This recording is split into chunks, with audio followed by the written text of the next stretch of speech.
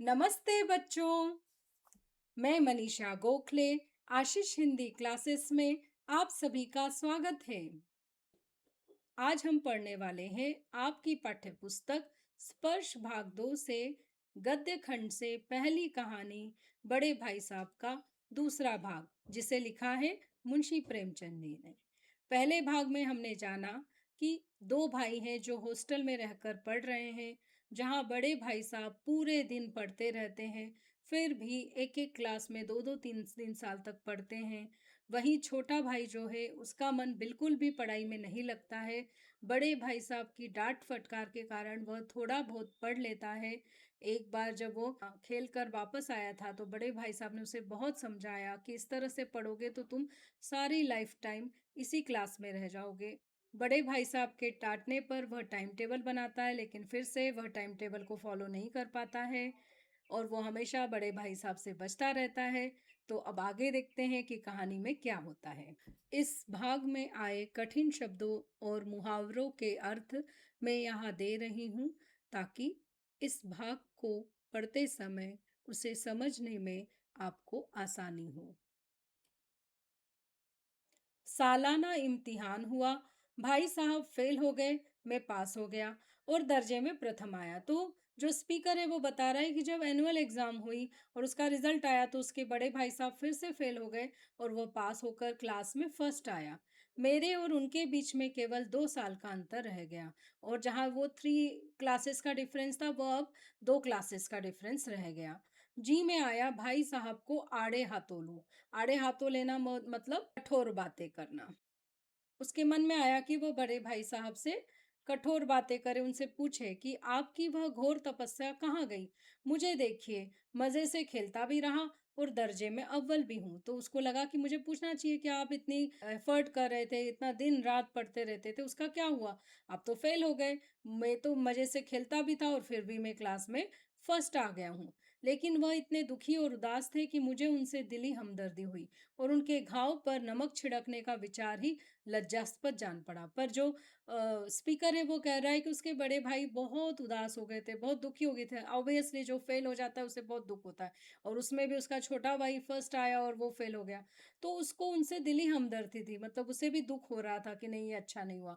और ऐसे में उनके घाव पर नमक छिड़ना मतलब किसी दुखी को और दुखी करना, यह भी बात उसको बहुत शेमफुल लगी।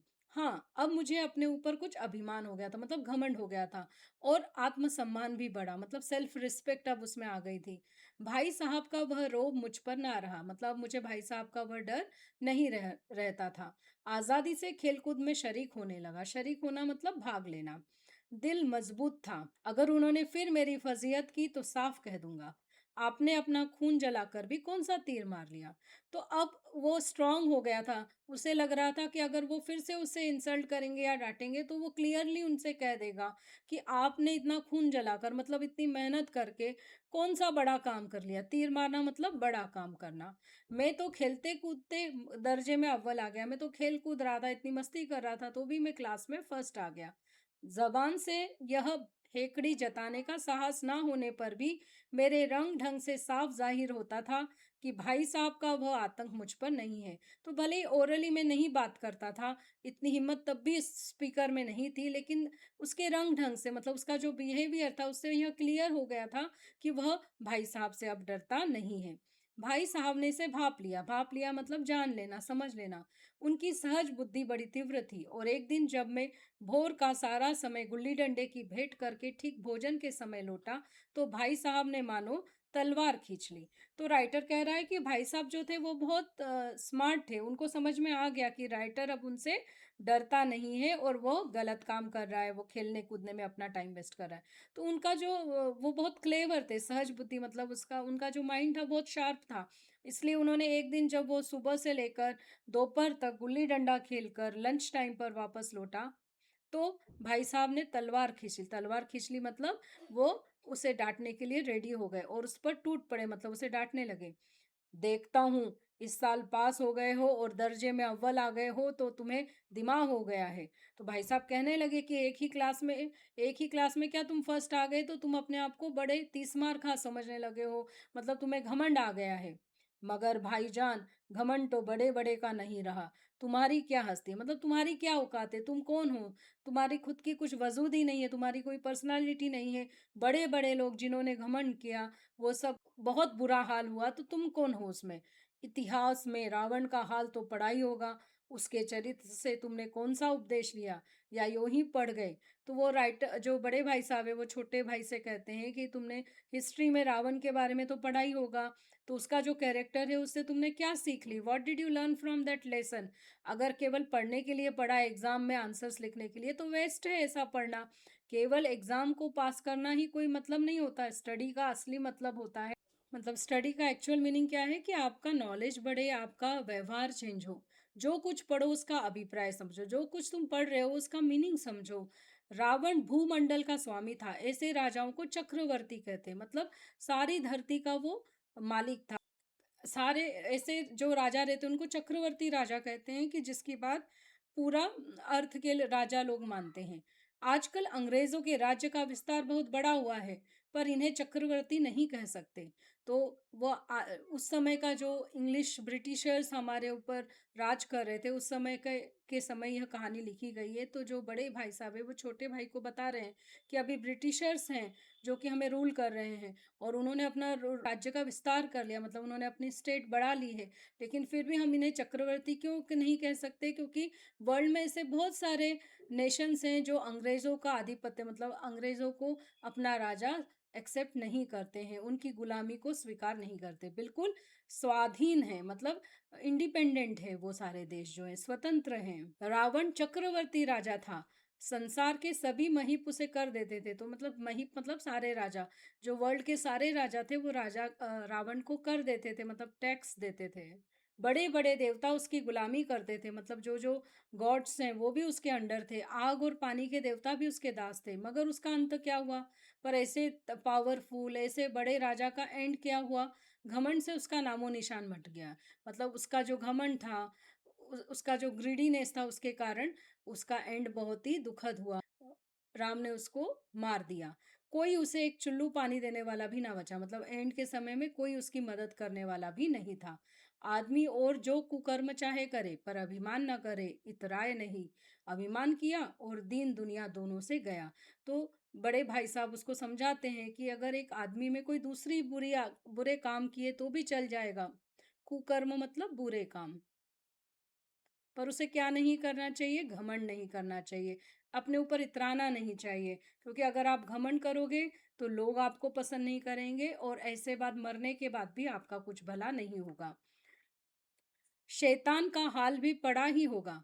उसे यह अभिमान हुआ था कि ईश्वर का उससे बढ़कर सच्चा भक्त कोई है ही नहीं। तो जो शैतान था, वो भगवान का भक्त था, डिवोटी था। लेकिन फिर भी उसको जब ये घमंड हो गया कि he is the only devotee of God, और कोई उसके जैसा ग्रेट डिवोटी नहीं है। तो अंत में यह हुआ कि स्वर्ग से नरक में ढकेल दिया गया। मतलब उसे हेवन से हेल में भेज दिया गया।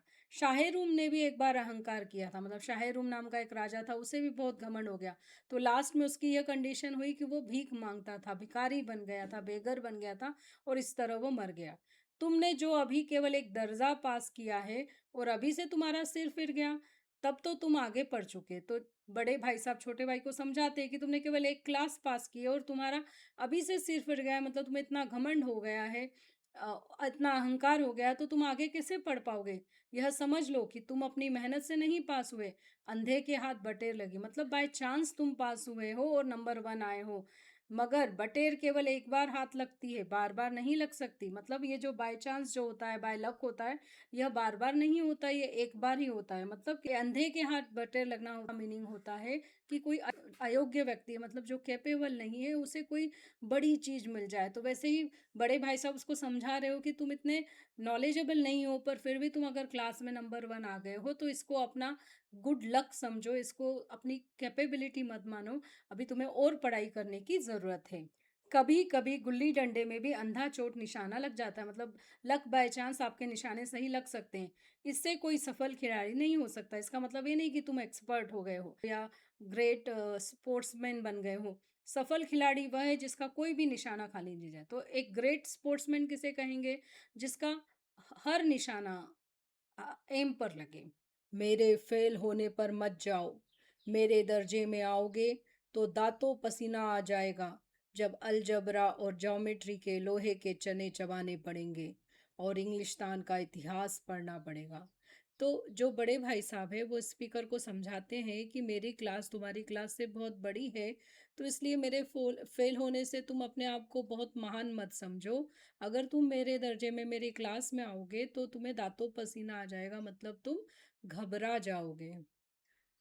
कब घबरा जाओगे? जब तुम्हें अलजेब्रा पढ़ना पड़ेगा मैथ्स में, और ज्योमेट्री पढ़ना पड़ेगा जो बहुत कठिन है। लोहे के चने चबाना मतलब कठिन काम करना, बहुत कठिन काम करना।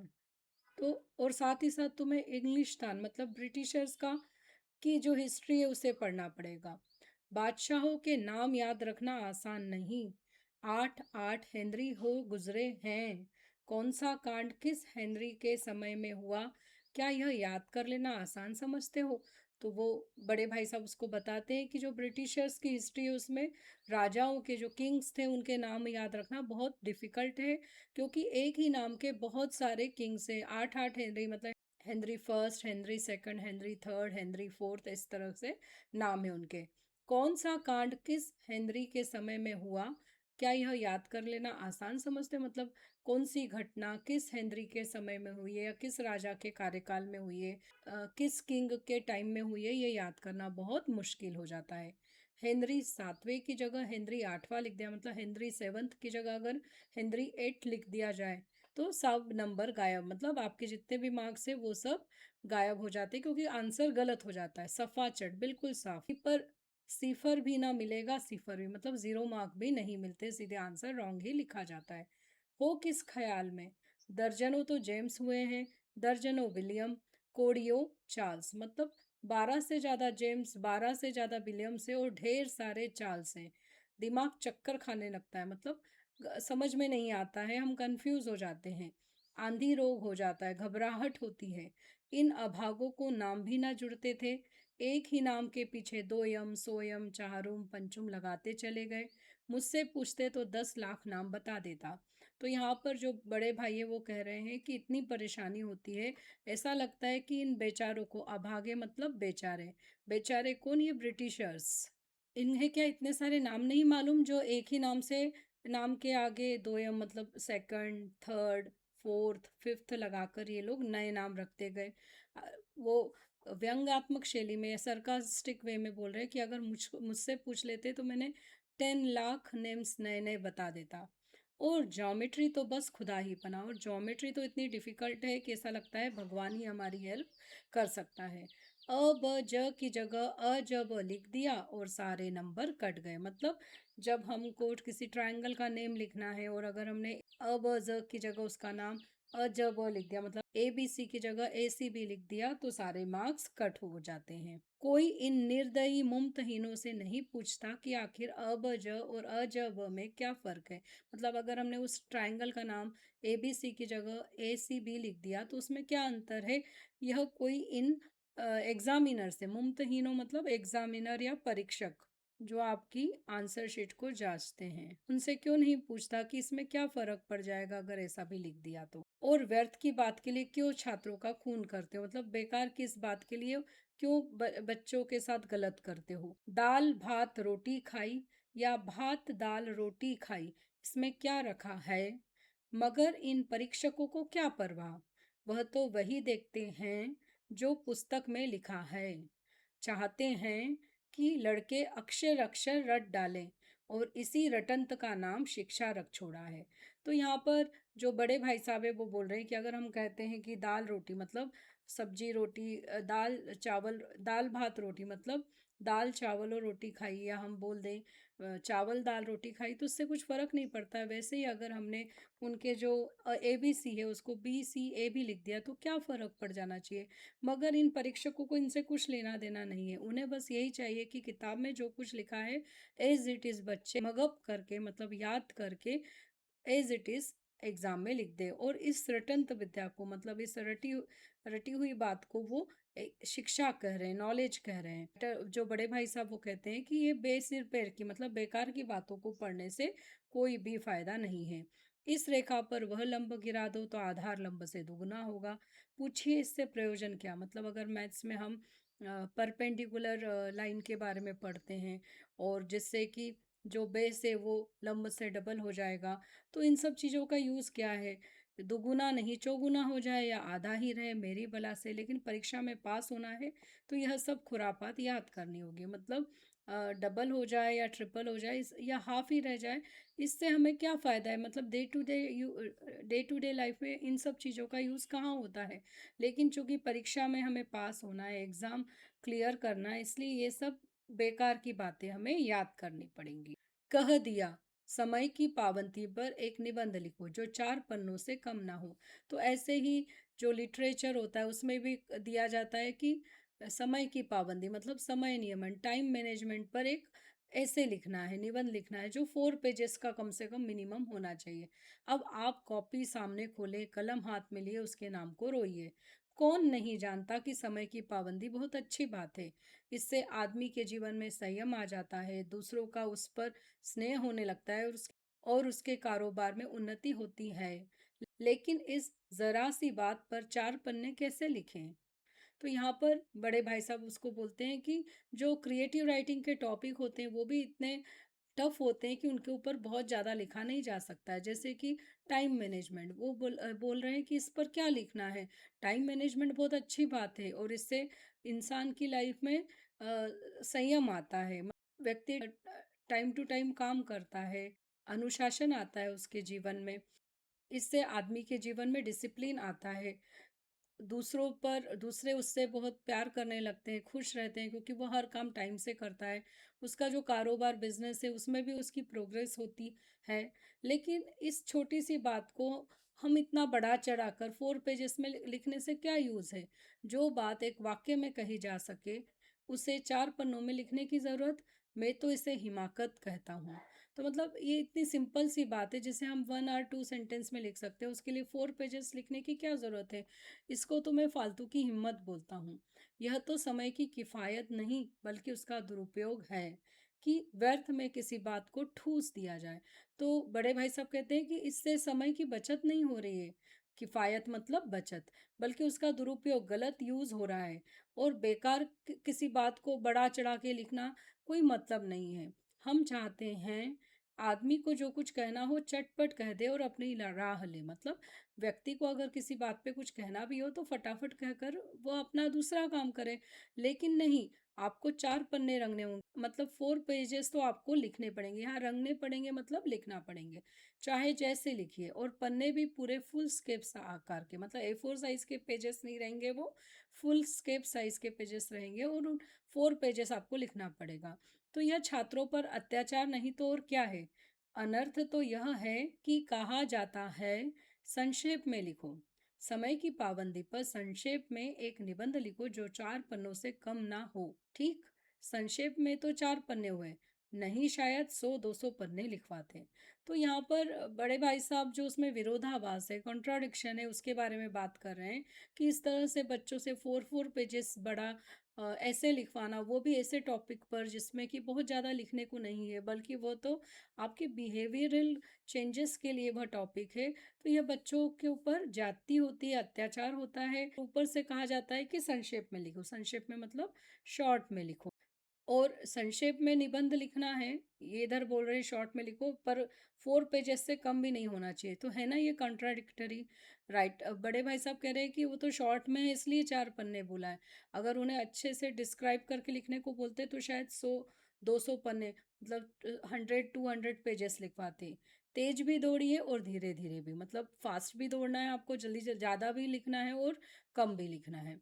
उल्टी बात है या नहीं? बालक भी इतनी बात समझ सकता है, लेकिन इन अध्यापकों को इतनी तमीज भी नहीं। उस पर दावा है कि हम अध्यापक हैं। मेरे दर्जे में आओगे लाला तो ये सारे पापड़ बेलने पड़ेंगे और तब आटे दाल का भाव मालूम होगा। तो वो कह रहे हैं कि ये सब उल्टी बात करवाते हैं, और जो कि बेकार है। छोटा बच्चा भी इस बात को समझता है, लेकिन इन अध्यापकों को कहाँ ये मैनर है कि क्या बच्चों से पूछा जाए। उस पर वो कहते हैं कि हम अध्यापक हैं। तो इसलिए मैं तुमसे कहता हूँ कि अगर तुम मेरी क्लास में आओगे तो ये सारे पापड़ बेलने पड़ेंगे, मतलब ये सारी संघर्ष करना पड़ेगा, बहुत मेहनत करनी पड़ेगी, तब जाकर कुछ हो सकेगा। और तब आटे दाल का भाव मालूम होगा। मत यह भी एक मुहावरा है जिसका अर्थ होता है वास्तविकता का पता चलना। इस दर्जे में अव्वल आ गए हो तो जमीन पर पाँव नहीं रखते। मतलब तुम अपनी क्लास में फर्स्ट आ गए हो तो तुम इतने खुश हो कि तुम्हें लगता है कि तुमको बहुत ग्रेट हो गए हो, इसलिए तुम हवा में उड़ रहे हो, मतलब अपने आप को बहुत महान समझ रहे हो, बहुत घमंडी हो गए हो।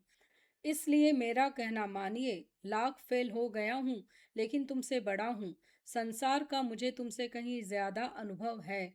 जो कुछ कहता हूँ उसे गिरह बांधिए, नहीं पछताइएगा। तो बड़े भाई साहब उसे समझाते हैं कि मैं भले ही फेल हो गया हूँ लेकिन मैं तुमसे बड़ा हूँ, इसलिए मुझे इस दुनिया का, इस वर्ल्ड का ज़्यादा एक्सपीरियंस है। इसलिए मैं जो कुछ कह रहा हूँ उसे गिरह बांधिए, मतलब अपने मन में ध्यान रखो, और नहीं ध्यान रखोगे तो तुम पछताओगे। स्कूल का समय निकट था, नहीं ईश्वर जाने यह उपदेश माला कब समाप्त होती। वो तो स्कूल का टाइम हो रहा था, इसलिए भाई साहब ने अपना जो लेक्चर है उसे ख़त्म कर दिया। नहीं तो गॉड नोज कि यह जो लेक्चर था वो कब ख़त्म होता। भोजन आज मुझे निस्वाद सा लग रहा था। जब पास होने पर यह तिरस्कार हो रहा है तो फेल हो जाने पर तो शायद प्राण ही ले लिए जाएं। तो राइट, जो स्पीकर है वो कह रहा है कि उसे भोजन में बिल्कुल भी इंटरेस्ट नहीं आ रहा था, उसे खाना बिल्कुल टेस्टलेस लग रहा था। क्योंकि जब वो पास हो गया है, क्लास में नंबर वन आ गया है, फिर भी भाई साहब उसको इतना डांट रहे हैं, इतना डपट रहे हैं। तो अगर वो फेल हो जाता तो शायद भाई साहब उसकी जान ही ले लेते। भाई साहब ने अपने दर्जे की पढ़ाई का जो भयंकर चित्र खींचा था उसने मुझे भयभीत कर दिया।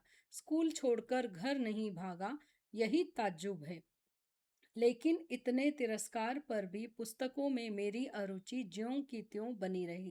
तो भाई साहब ने उनकी क्लास की स्टडीज़ का जो भयंकर चित्र, मतलब जो डरावना पिक्चर क्रिएट किया था, एक पिक्चर ड्रॉ किया था कि मेरी क्लास में तुम्हें इतनी मेहनत करना पड़ेगी, इतना डिफिकल्ट रहेगा। उससे जो स्पीकर है वो डर गया, भयभीत होना मतलब डर जाना। अब वो स्कूल छोड़कर घर नहीं भागा, यही उसको सरप्राइज लगता है, ताज्जुब लगता है, आश्चर्य लगता है। लेकिन इतने तिरस्कार पर भी, मतलब इतने डांट डपट पर भी, पता नहीं क्यों जो स्पीकर है उसे बुक्स पढ़ने में उतना इंटरेस्ट नहीं था। मतलब उसकी जो अरुचि थी, मतलब इंटरेस्ट ना होना, वो वैसा का वैसा ही बना रहा। खेल कूद का कोई अवसर हाथ से न जाने देता, मतलब जहाँ कभी उसे चांस मिलता वो खेलने जाता था, लेकिन अब छिप कर। पढ़ता भी मगर कम, मतलब स्टडी भी करता था लेकिन थोड़ी बहुत कम। बस इतना कि रोज टास्क पूरा हो जाए, मतलब एवरीडे का जो होमवर्क रहता था वो कंप्लीट करता था, और दर्जे में जलील ना होना पड़े, मतलब टीचर उसे डांटे ना, क्लास में उसकी इंसल्ट ना हो, उतना वो स्टडी कर लेता था। अपने ऊपर जो विश्वास पैदा हुआ था वो फिर लुप्त हो गया, और फिर चोरों का सा जीवन कटने लगा। मतलब अभी तक जो कॉन्फिडेंस उसके अंदर आ गया था और वो बिना डरे बाहर खेलने जाता था, वह लुप्त हो गया, मतलब खत्म हो गया। और अब वो छिप छिप कर, मतलब डरते हुए लाइफ खेलने जाता था, और इस तरह एक चोर के जैसा उसकी लाइफ बीतने लगी या कटने लगी। अगले वीडियो में कहानी में आगे क्या हुआ यह जानेंगे। तब तक के लिए धन्यवाद।